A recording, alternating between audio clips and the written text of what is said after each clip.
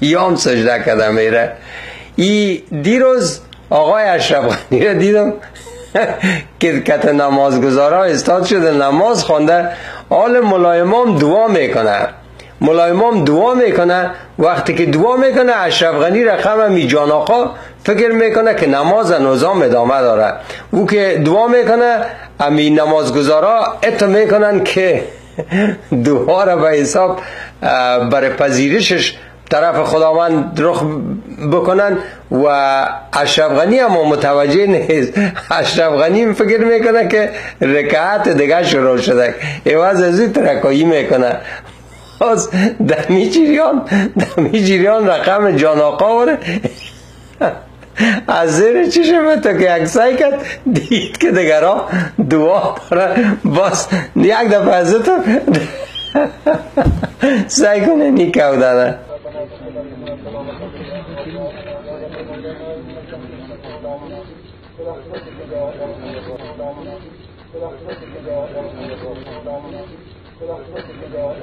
دمی جریان رقم جان آقا وره از زیر چشم تو که اکسای کرد دید که دیگرها دعا داره. باز یک دفعه از تو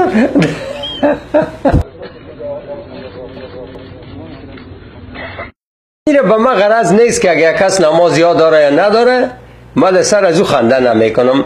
اگر امی رئیس جمهورم به طور مثال در دوره آقای کارمل قلاف اسلام نمیزد، اگر مو امی نماز نمیتانست من در او هیچ خنده نمیکردم. خب میگفتم شاید هیچ باور نداره، حالا از خاطر چشم مردم استاده شده مگر باور نداره. مگر قلاف اسلام هم نمیزد. دل ما دینی درد میکنه که اینی نفر در جریان انتخابات میگفت که ما ارتش افغانستان اسلامی میسازم. اردو باید اسلامی سی او ملی سی، اردو باید اسلامی سی او ملی سی. و ایره ما دامو وقت در برنامه خود مانده بودم و سرازی گپ زده بودم که تو ارتش افغانستان چی رقم اسلامی میسازی؟ یا کل از این عسکران مسلمانه، یا وقتی که در جنگ هم میرن کلمه میخوانن، در وقتی که مرمیان میخورن کلمه میخوانن، در وقتی که آتش هم فایر میکنن اینا کلمه میخوانن، یا ایمان دارن که سلول بدن خود تو چی رقمی اینا را لشکر اسلامی جور میکنی؟ خالگو کودن تو میخواستی که اسکرا را یه ارتش اسلامی بسازی؟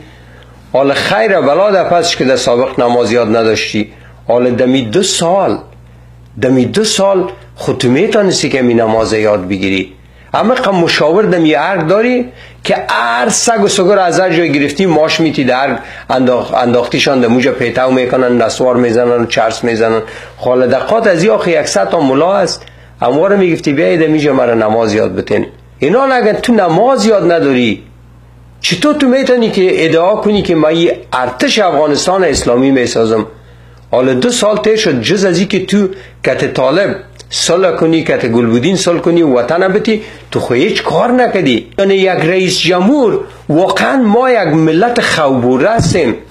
اگر نه یک رئیس جمهور با اقدر دروغایی که گفته این پارلمان گنده با تیر وقت از کار برطرف میکردن.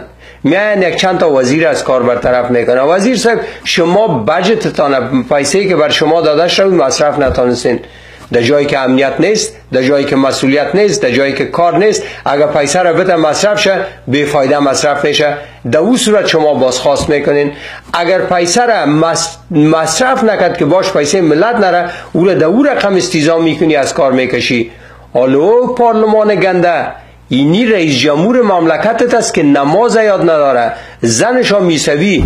یعنی امی ملاحظه اینجا مردن آدم های عادی را در دستشان مور زده میرن کفر. امی او روز حفیظ منصور 2 کلمه بیخی عادی گفته بود، این ملا چی حال انداختن؟ حال در اینی چیزا ملا مرده. چرا مرده؟ به خاطر که کل از یک منبع آب میخورن، از اونمو شبکه جاسوسی عربستان، انگلیس و پاکستان.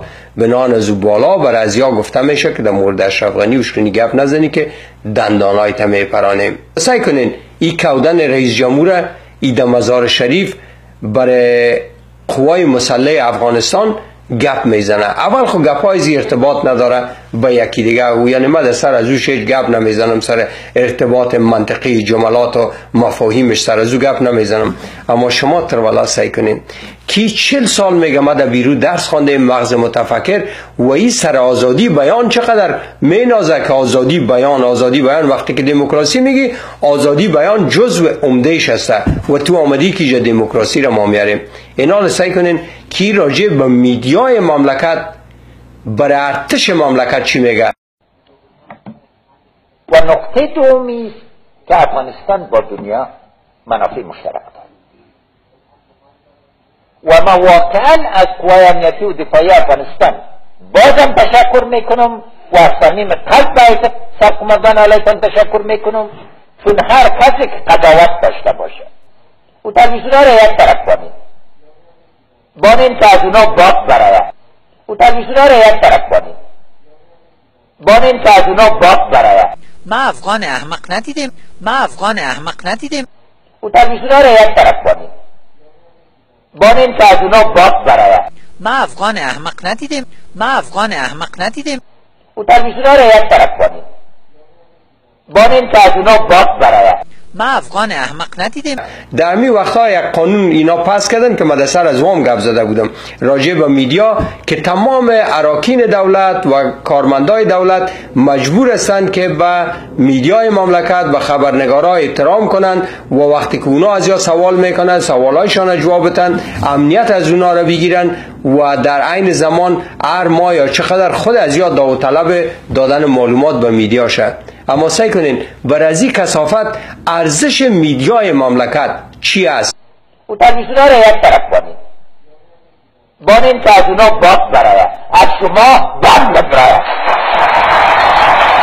او تلویزیونها را او سبانین اونا باد اعلام میکنن در لسان فارسی که گپ میزنه یا دری باد اعلام کردن، یعنی که کل ما و شما میفهمیم و بازدهی فرهنگ باد اعلام کردن بسیار یک کار زشت است.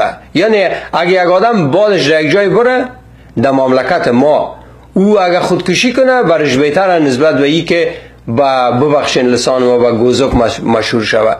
این حال شما سعی کنین اینی راجع به میدیای مملکت خود که خودش هم خود نماینده آزادی بیان و امی دموکراسی میدانه ای چی نظر داره و بازگپ دیگه ش سعی کنین. او تلویزیونها را یک طرف کنید بانین که از اونا باد برایه، از شما باد برایه، از شما باد برایه.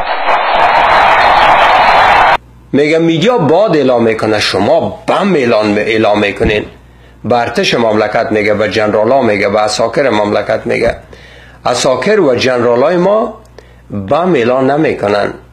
اساکر ما 15 ساله که دستایشان بسته شده توسط تو انسان کثیف در پشت پرده و او گنده دیگه کرزی در پیشروی پرده به حیث رئیس جمهور و آل کرزی در پشت پرده و تو در پیشروی پرده به حیث رئیس جمهور برازیا گفته میرین که طالبای ما را غرض نگیرین که برادرای ماستن. اساکر ما، پلیس ما، امنیت ملی ما، جنرالای ما یا بم اعلان نمیتونن. ای بیچارا سینه خود از سپر مرمی برادرای کرزی و اشرف غنی کردن. از ترس که طالب جنگ نمیکنن، از خاطر طالب نه، از طالب نمیترسن، از این حکومت میترسن. اینال تو آمدی که میدیا باد اعلام میته، شما بم اعلام میتین. نه، اصلا تو باد اعلام میکنی، طالبا بم اعلام میکنن. تو چرا باد اعلام میکنی؟ به خاطر که آیسای امو کارایی را که میکنه سر شکمت زیاد فشار میه. و چرا طالبا بم اعلام میکنن؟ به خاطر که اونمو عمل انتحاری دستور است که از پاکستان و از عربستان و از انگلیس میگیرن. اما وطنای عزیزم، این حکومت به اندازه گندیده و پوسیده و آلوده و شپش زده است که جز از درد دادن از این حکومت، جز از سرنگونیش، هیچ راه و وسیله برای نجات مردم ما نیست. دستتان یک جای کنین، با ما یک جای شوین، ما با شما یک جای میشیم. فرق نمیکنه که تو کدام نظر ایدئولوژیک داری، که با کدام فلسفه هستی. یک چیز کل ما داریم که وطن باید نجات بتیم از دست حکومت گنده، از دست جواسیس های پاکستان و غیره و غیره. و برای از این کار بهتر است که ما تفاوت‌های عقیدتی خود اوسو بمانیم، استاد شیم و وطن خود نجات بتیم. لطفاً هر چی زیادتر با هموطنا، با دوستا و رفیقایتان در تماس شوین. این مسائل برای از یاد توضیح بتین. همه مردم دنیا بر آزادی مردم خود جانبازی میکنن، سربازی میکنن. این وظیفه یک نفر ماست.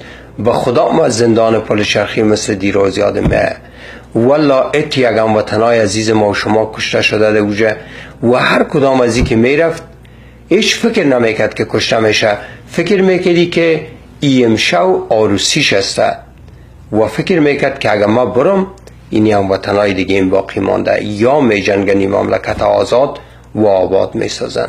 ناگفتن امانه که مال تلویزیون ابریشم، راه ابریشم داریم یا سلک رود تیوی.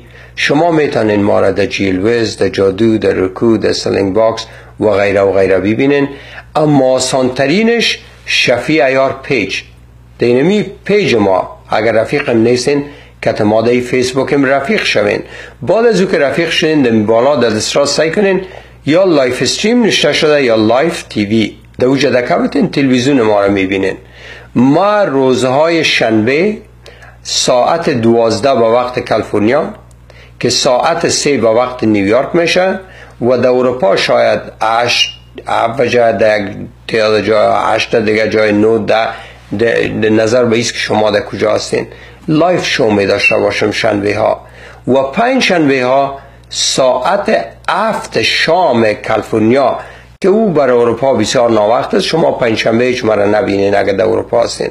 تنها شنبه ساعت 12 به وقت کالیفرنیا، 3 به وقت نیویورک و به وقت شما شاید 7 8 9 بجه شب هستن. شما میتونین برنامه های زنده ما ببینین.